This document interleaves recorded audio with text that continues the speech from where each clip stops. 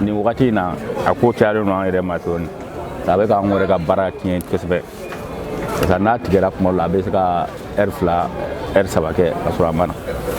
S'il y a bien une pratique qui fait actuellement grincer les dents de la population, c'est bien les coupures intempestives d'électricité observées depuis novembre dans la capitale bamakoise et d'autres localités du pays. En plus des désagréments de commodité, ces coupures impactent négativement la quasi-totalité des activités humaines, car l'électricité est consommée par presque tous les secteurs dans les activités quotidiennes. Face à ces coupures fréquentes allant de novembre jusqu'à nos jours, les populations ne peuvent s'empêcher d'exprimer leurs ressentis.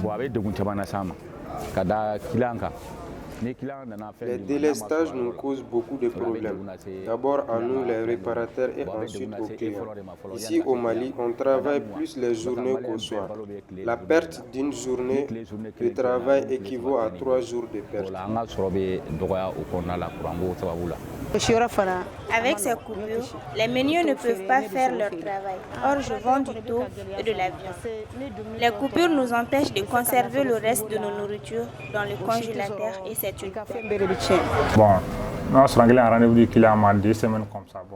Ces coupures nous mettent non seulement en retard mais aussi dans les situations embarrassantes avec nos clients. Ils nous traitent de tous les noms. Ça, c'est le plus grave même. Ici, nous, on travaille avec le courant. Une fois qu'il y a coupure, non, ça trouve qu'il y a des programmes qui sont en exécution. Donc, forcément, il y aura une perte de temps, quoi. Salif Kouyaté s'exprime en profondeur sur les dommages que peuvent provoquer ces délestages. Bon, vraiment, il faut danter folie mouna. Ni de kain, ka yala ka jamanadenw hakili dɔn kow la o de kain. Kurantigɛ min bɛ kɛla a maɲi. Ko ɲuman tɛ. Nous avons un contrat avec l'EDM. Nous les payons et ils doivent nous fournir de l'électricité. Ces délestages engendrent des problèmes dans plusieurs facteurs. Le chômage, des dommages matériels, surtout avec ceux qui travaillent avec les frigos. Les jus et les poissons ne se congèlent pas. Le plus important, c'est dans les hôpitaux là-bas. Les personnes qui ont besoin d'oxygène peuvent perdre la vie. Pourtant, des mesures ont été annoncées pour pallier au problème. Cependant, elles semblent insuffisantes, notamment pour les structures sanitaires. Bon, effectivement, il y a eu, cette semaine, ça va encore. Hein. La semaine passée, il y a eu beaucoup de coupures, effectivement. Nous, ici, on a en tout cas des groupes électrogènes qui ont une capacité, en tout cas, assez suffisante pour prendre en charge les charges de l'hôpital. Mais la semaine passée, il y a eu des coupures dont la durée s'étendait sur plus de 2 à 3 heures de temps.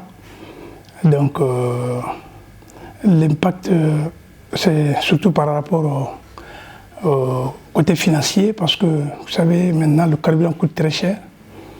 Vu aussi la situation actuelle du pays sur le plan financier, nous sommes dans une situation un peu difficile actuellement, à cause de la situation que tout le monde connaît. Donc, les subventions ne sont pas à la hauteur pour prendre toutes les charges au niveau de l'hôpital. Et donc, nous sommes obligés actuellement d'acheter du carburant pour alimenter les groupes pour qu'il n'y ait pas de coupure d'électricité à l'hôpital. Donc, c'est surtout d'ordre financier. Je pense que si on pouvait, en tout cas, penser à prioriser les lignes au niveau des hôpitaux pour qu'on puisse assurer une continuité de service, voilà, ce serait mieux. Si l'hôpital n'est pas capable en tout cas d'alimenter correctement les groupes électrogènes, ça pourrait créer des pertes de vie, parce qu'il y a des malades qui sont dépendants de certains équipements, tels qu'au niveau des réanimations, au niveau des urgences et les réanimations, parce qu'il y a les réanimations pédiatriques et les réanimations adultes, ici la réanimation adulte. Donc des malades qui sont dépendants d'oxygène et des respirateurs. En cas de coupure d'électricité, ça peut créer des morts d'hommes.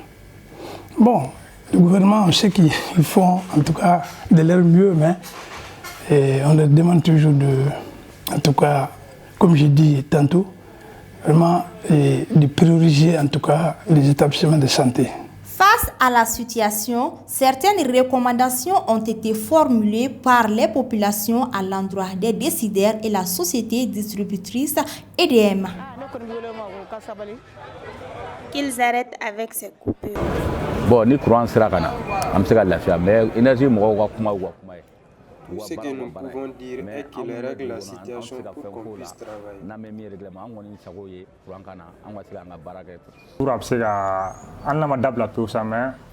Pour combler nos clients, il faut une solution à ces délestages. Nous ne pouvons rien dire autre chose que c'est l'EDEM qui n'a qu'à fournir plus d'efforts afin que nous, en tant que consommateurs, nous puissions être satisfaits pour leur travail. Après plusieurs tentatives, les responsables de l'EDM ont refusé de nous accorder une interview.